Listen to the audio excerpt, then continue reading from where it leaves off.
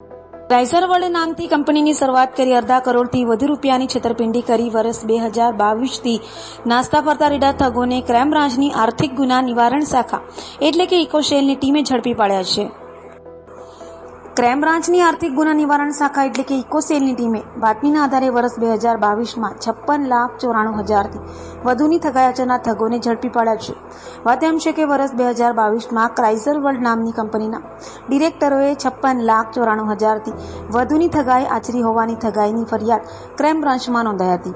જે ફરિયાદના આધારે ક્રાઇમ બ્રાન્ચે તપાસ હાથ ધરી અગાઉ 3 આરોપીઓ મોહિત કુમાર, કમલેશ પટેલ, કેવિન જનક બ્રહ્મભટ્ટ અને મહેશ દયાળ ગુસાઈને ઝડપી પાડ્યા હતા.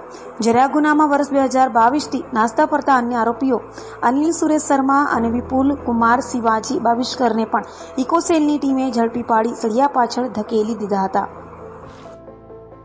રાઇઝર વર્લ્ડ નામની કંપનીની અગાઉ ગુનો દાખલ કરેલા, જેમાં 3 નાસ્તા ફરતા આરોપીઓ હતા.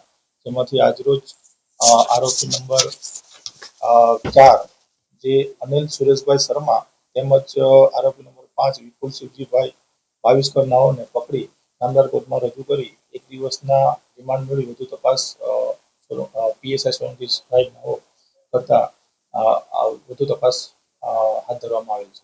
સાહેબ, કઈ રીતના ખુલેખું ફેરવું હતું અને આ આરોપીની ભૂમિકા શું છે?